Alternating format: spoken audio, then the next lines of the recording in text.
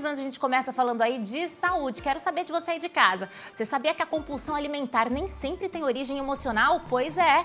Desequilíbrios hormonais, deficiências nutricionais e alterações na microbiota intestinal estão entre aí as causas fisiológicas mais comuns e pouco diagnosticadas, mesmo em pessoas que seguem dieta e praticam atividade física. Aqui comigo, o Dr. Lucas Quinelato, médico especialista em emagrecimento e metabolismo, que vai ajudar a gente a entender melhor essa situação, né, doutor? Um prazer te receber. Prazer tá no nosso. Bom dia pro pessoal aí de casa. Vamos explicar um pouquinho para vocês a respeito dessa doença que incomoda muita gente, né?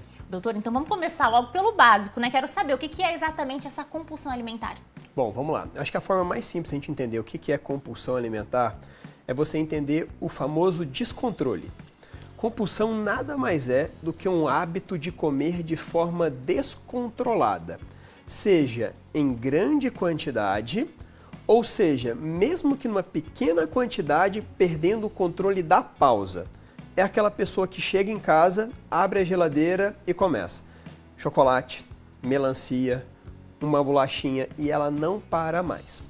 O que acontece para a gente diagnosticar a compulsão é que sempre após esse hábito, a pessoa tem que relatar uma insatisfação, ou seja, causa uma dor emocional no paciente. Se ela simplesmente comeu e está tudo bem para ela, a gente não caracteriza como compulsão. A gente vai colocar o diagnóstico como compulsão quando a pessoa tem culpa por ter tido aquele hábito. Olha só, então tem essa questão assim, esse lado emocional, mas Com muita certeza. gente acha que é só emocional, é verdade ou não, doutor? Não, absolutamente não. Todo mundo acha que compulsão é uma fraqueza psicológica da pessoa. É a pessoa, poxa, doutor Lucas, eu sou fraco, eu vou lá, começo a comer, eu não consigo parar. A verdade não é essa, existe também uma causa metabólica. E essa causa metabólica, ela pode ser vasta. Ou pode ser uma pessoa com uma deficiência hormonal, exemplo, uma pessoa com uma resistência à leptina. Leptina é um hormônio que dá saciedade na gente. Ela naturalmente não vai se sentir saciada e vai ter crise de compulsão. Uma pessoa com vício dopaminérgico, uma pessoa que gosta de comer açúcar, que dá aquele prazer na boca, o famoso M&M que eu brinco, gera aquela explosão de sabor, é também uma questão metabólica. Tem a pessoa que vai ter deficiência de ferro, de cálcio, de vitamina D, de vitamina B12 e por isso o corpo dela vai tentar encontrar formas de suprir essa deficiência nutricional comendo em grandes quantidades. E também pode gerar.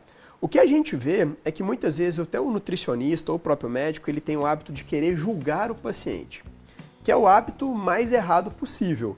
Compulsão alimentar é uma doença, mas ela tem tratamento. E não é uma falta de vontade. Muitas vezes o paciente tem uma doença hormonal, metabólica, e por isso ele não consegue controlar a sua própria emoção e comer. Olha só, o senhor tocou nessa questão, né, das deficiências nutricionais. Então elas também influenciam nessa questão aí do ganho ou se não da perda de peso? Com certeza. E quando a gente fala de compulsão, eu não falo só de ganho e perda de peso, tá? O que acontece é o seguinte, uma pessoa ela pode ser extremamente compulsiva, comer uma quantidade absurda, mas que seja, por exemplo, de morangos. Olha em termos de morangos, não tem calorias basicamente nenhumas. Eu já atendi no consultório uma menina, uma vez, inclusive médico, oftalmologista, que tinha compulsão alimentar por melancia. Ela chegava na casa dela, depois da residência na época, e comia um balde de melancia inteiro. Chocada. É compulsão, a pessoa não era obesa, era um indivíduo extremamente saudável, só que também caracterizado por compulsão. Agora, óbvio, o que a gente tem que entender é, se eu tiver uma compulsão, por exemplo, por biscoito, de pegar e ficar beliscando, por castanhas, que apesar de serem saudáveis, são extremamente calóricas, essa compulsão vai vir acompanhada do ganho de peso. E uma coisa que a gente tem que lembrar também é que ganho de peso não é só comer mais, é também gastar menos. Então eu posso pegar uma pessoa que, poxa, ela tem compulsão noturna, ela come quantidade, ela come muita coisa.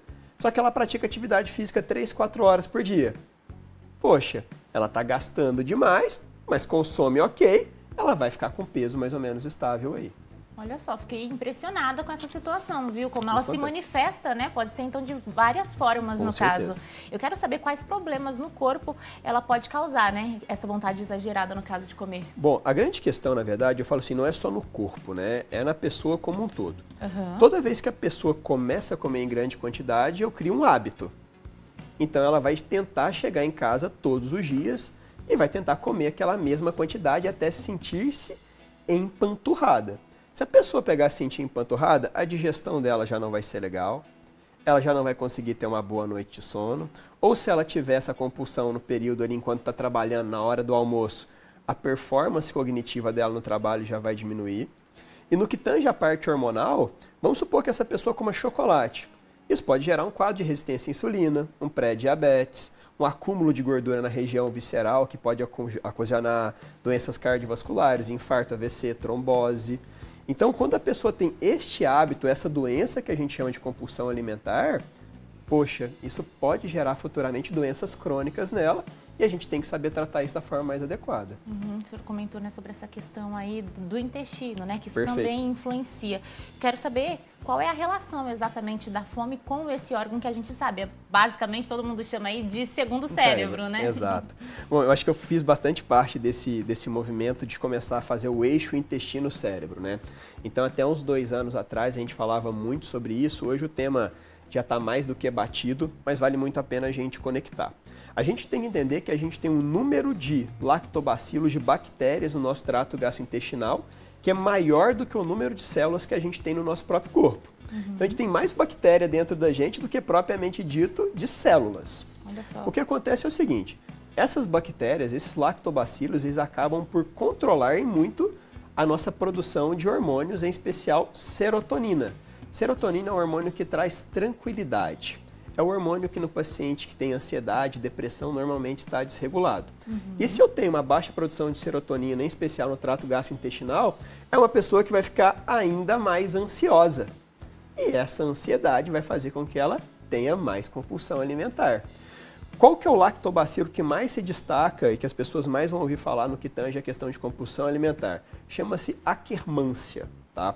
A Akkermansia, o lactobacillus, é essa bactériazinha que, quando em boas quantidades no trato gastrointestinal, ela mais consegue regular a questão do apetite e da saciedade e, consequentemente, consegue controlar a compulsão alimentar. Olha só, e como é que a gente faz para descobrir, né, como está a saúde do intestino e ver se está tudo certo nesse quesito? Perfeito. Gente, exames aí, no caso, para avaliar a saúde intestinal, não adianta você querer ir num laboratório tradicional fazer um exame de sangue, que você não vai conseguir identificar isso. Você vai identificar sinais de que aquilo pode estar melhor ou pior. Porém, para um diagnóstico preciso, a gente chama dos exames genéticos de precisão. E hoje a gente tem um exame chamado de microbioma intestinal. Tem várias empresas no mercado que fazem esse tipo de exame.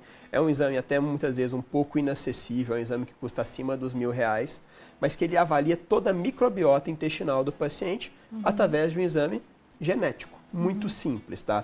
E com esse perfil de exame, eu consigo falar exatamente quais bactérias você tem, quais faltam e regular isso para você.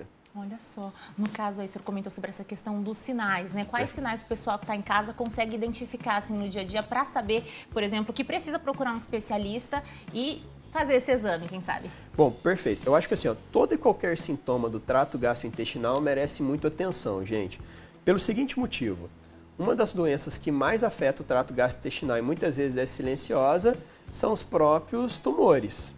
Então a gente tem que ficar muito atento. Então, sangramento nas fezes, às vezes repetição e perda de peso, a pessoa começa a perder peso, uma causa não aparente. Qualquer coisa que come se sente empachada, esparsa, sente flatulência excessiva, diarreia ou constipação. Toda e qualquer alteração no trato gastrointestinal, a pessoa tem que procurar um médico para ser avaliada de uma forma mais adequada e mais atenta. Vou colocar aqui um quadro, né? Por exemplo, se o paciente ele quer emagrecer, ele tenta, faz atividade física, faz dieta, o que poderia estar errado para não estar funcionando no caso, né? Bom, perfeito. Todo mundo acha que emagrecer é simplesmente comer menos e gastar mais. E se a gente for pensar em uma questão chamada balança energética, não está errado. Isso é uma lei da termodinâmica e é verdade, funciona. A grande questão é o seguinte, não é simplesmente comer menos e gastar mais, porque se fosse dessa forma, emagrecer seria muito fácil. A gente não teria indivíduos obesos por aí. Então, o que a gente tem que avaliar? Primeiro, a questão de hábitos. Sono. Uma questão que todo mundo esquece é que uma noite de sono mal dormida, no dia seguinte aumenta em 13% seu apetite, 2 dias depois em 32%. Uau! Então, sono. Depois, a questão de manejo do estresse.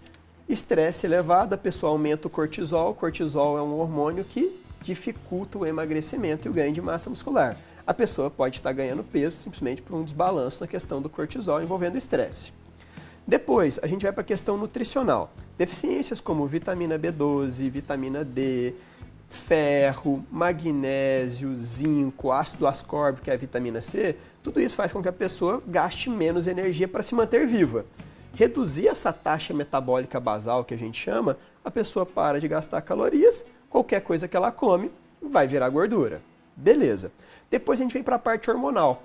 Então, hormônios tireoidianos. Todo mundo, gente, eu acho que superestima a tireoide. Fala, tô gordinha porque eu tenho tireoide, né? A famosa brincadeira assim. Gente, a tireoide é responsável por aproximadamente 5% do seu metabolismo total.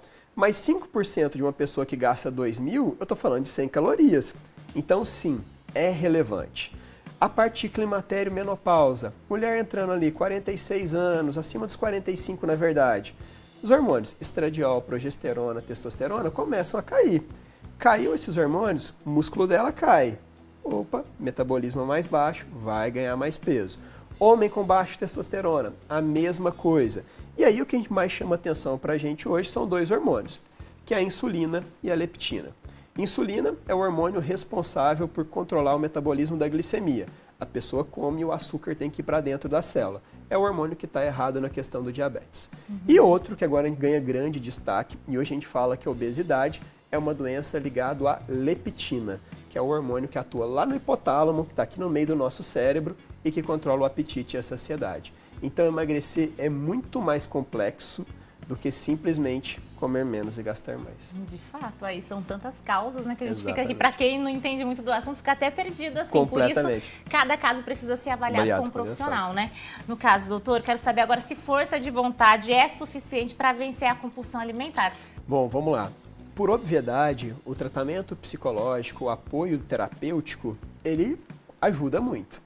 Só que se fosse simplesmente uma questão de força de vontade, eu acho que é um pré-julgamento muito grande a gente achar que o paciente é acima do peso ou com compulsão, que é ele que está sendo errado.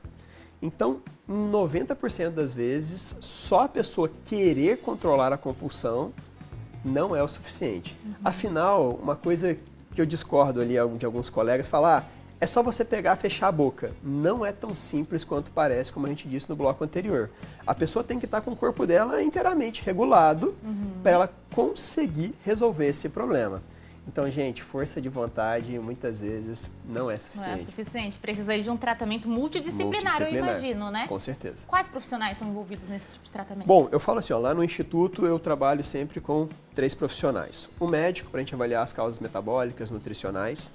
A parte da nutrição, que nesse aspecto ela é fundamental para criar uma estratégia que seja suficiente para o paciente e que controle esses hábitos.